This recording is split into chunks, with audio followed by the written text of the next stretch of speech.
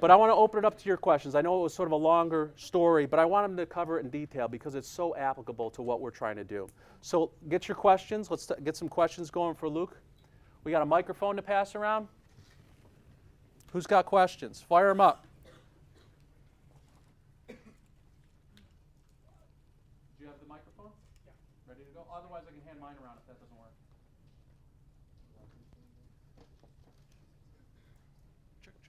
Sure. Are you all the way off? Yep. All right. Wave Amanda down. Amanda, got some. Say your name first, please. Hi, Raphael.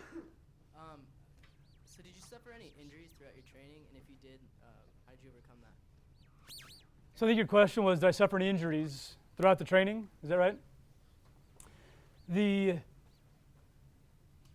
When you get into an event like this, there's kind of degrees of pain and suffering that you go through. There's a lot of things like blisters and chafing and things you just kind of decide that you're going to suffer through the uncomfortableness of it. In terms of major injuries, I was able to avoid that, although I did hurt at one point because I wasn't on my bike enough when I was in Alaska. I tried to overdo it when I got home. And so what happened is my knee started to swell up. And so it wasn't bad enough to really do any damage, but it bothered me for every bike and every run for about the last 6 weeks of the event. But nothing that was the point where it stopped me from the training.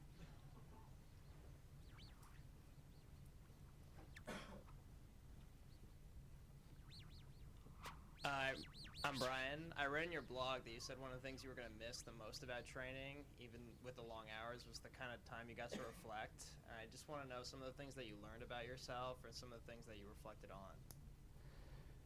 Well, a lot of the things that you heard today is exactly what the insights I gained from the hours and hours and hours on the bike.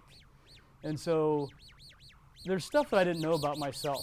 I didn't realize things like the visualization, how powerful that could be. And so that the pothole story is real. That's where I realized, as soon as I hit the middle of the pothole, that's a great analogy for life. And the things I was doing to get through this Ironman were the things that I should be doing for the rest of my career, the rest of my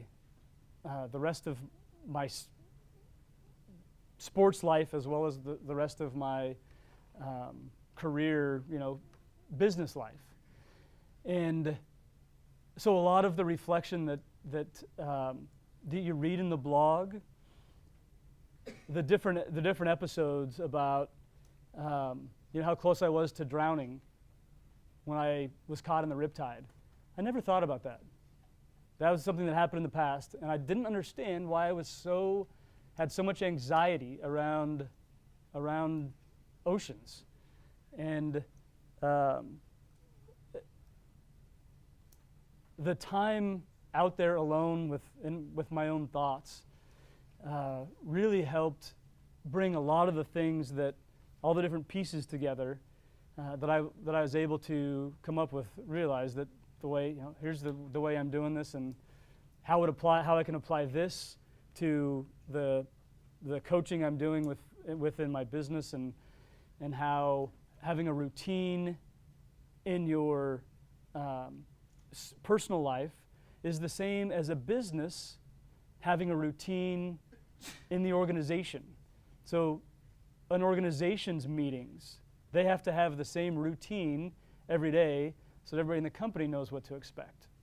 So being able to tie a lot of the stuff that I was processing from that standpoint has really translated to my business life as well.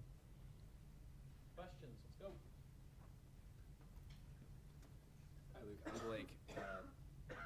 I was just wondering what you're visualizing now, where you are now. Is it something physical, like a mega marathon or an ultra marathon, or is it another kind of feat that you're focusing on?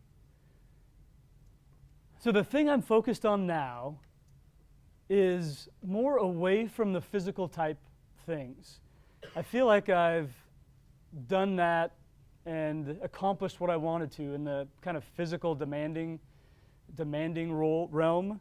So now I've decided I want to write a book. And I'm thinking about quitting my job, writing a book, and starting my own company. So now the visualization's different. I've got a really good job. I make a lot of money for what I do, and I've got 2 weeks off every month. Complete security, complete, most people look at my life and go, damn, that's pretty good. And it is. It is. So, but it's not where I want to be. It's not what's going to make me happy in the long term. So now visualizing how I'm going to start my own business, how I'm going to write a book that I can capture some of the things that I've learned, not just from my business experience, but from this experience. It was transformational for me, and I think taking those things and capturing them is what's next for me. And he made a good point that there is no change until there's conflict where his current situation, it's not going to be good enough for him anymore. So once you create that conflict or you realize that conflict, that's what drives change. I mean, you got to have a positive picture of it, the outcome, not a negative one. I have to do it. I got to do it. I'll be embarrassed if I don't. It's got to be positive. It draws you. But until you have conflict, your body won't start moving on it.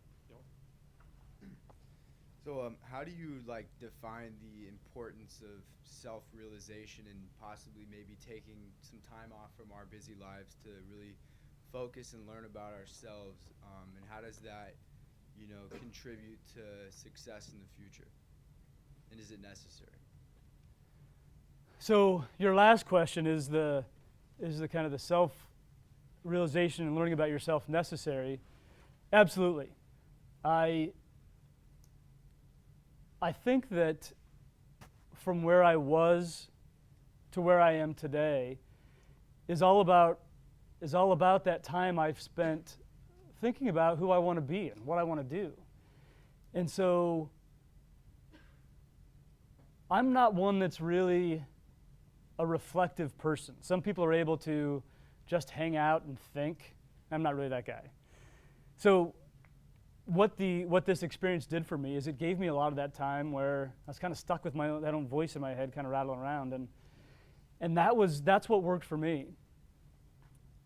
I don't think most people actually need to separate it from the daily stuff you're doing. I think in terms of integrating it into your daily lives and figuring out time to, on a daily basis, to reflect. For me, the blog helped to do that. When I actually started writing, I realized I enjoyed it because it made me think through things and have some of those realizations that I never had before because I never stopped to write them down.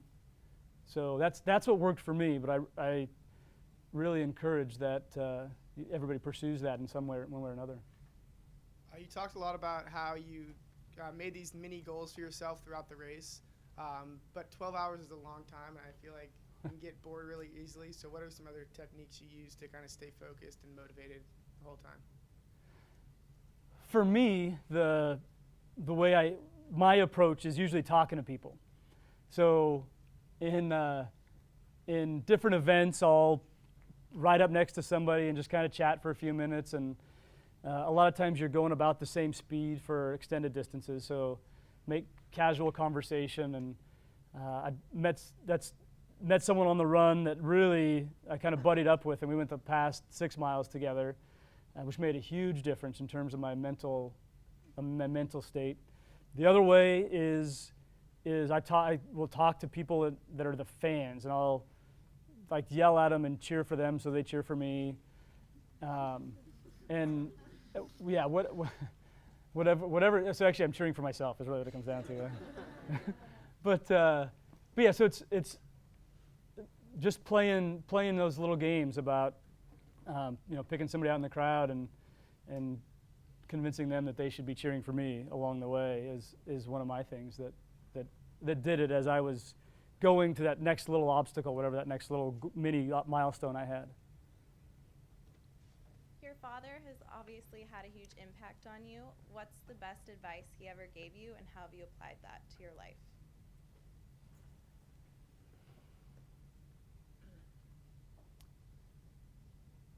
He gave me a lot of good advice. And so I'm trying to think the advice that's appropriate for this setting, and then the advice I'm really using in in life. Because the practical advice he gave me that got me through college was, instead of doing a shot and then doing a shot of whiskey and then chasing it with beer, do the beer first and then chase it with whiskey. You won't even taste the whiskey. I've put that to use many, many times. However, the thing that the advice that he and my mom really instilled in me was, you have the ability to make these decisions. So we want you to go out and pursue what makes you happy. You've got a stable home you can always fall back on. So the worst case scenario is there's really no failure. You've got this safety net. So go have the confidence and courage to make your own decisions and plow the path that makes you happy. And I think that's one of the most meaningful things that I've taken through life with from my dad. All right, we got one or two last questions.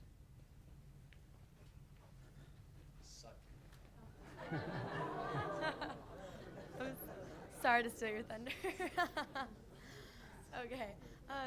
You talked about the value of nutrition and how it helped you through the process. Yes. I'm an associate for like a health and wellness company, and we've helped people through our products to get them ready for things like this. Could you kind of tell me a little bit about what you did in terms of nutrition to kind of give you that power that you needed, and also like change your body so that you're able to do it a little bit easier? So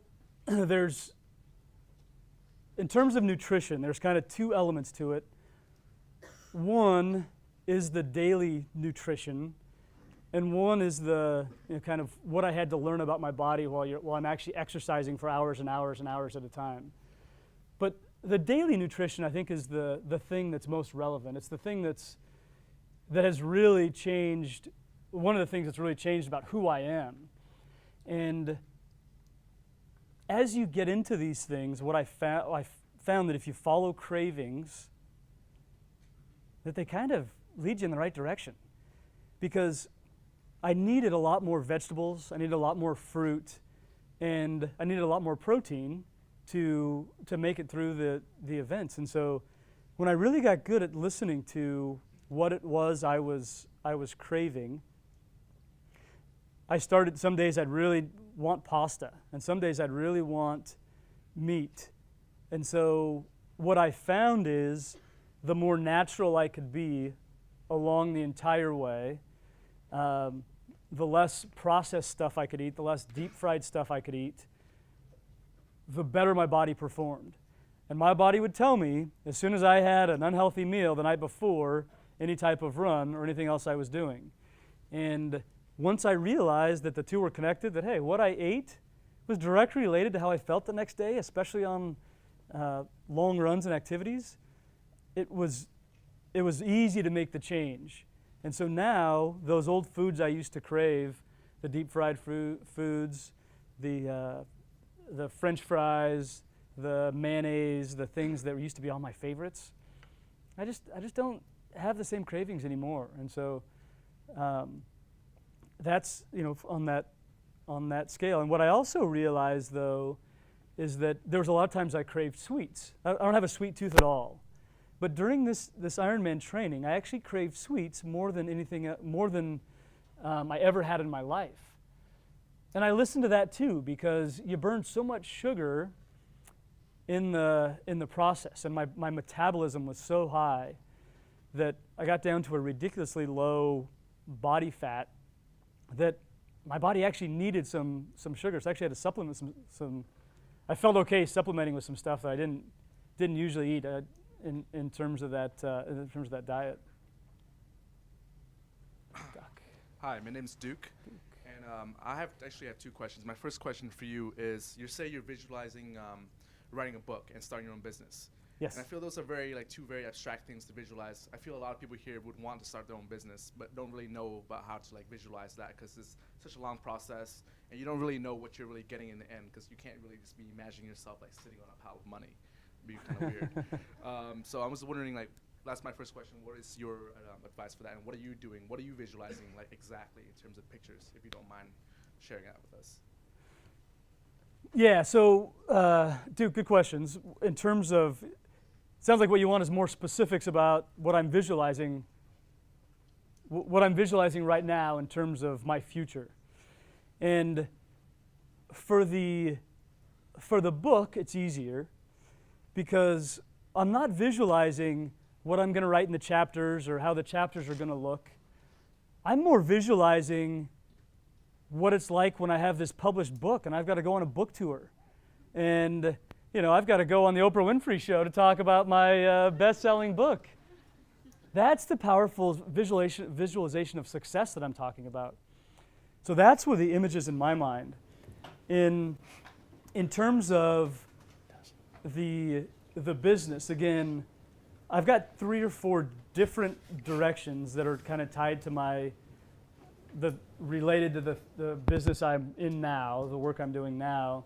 So I don't know exactly what the business is going to look like. So I'm not visualizing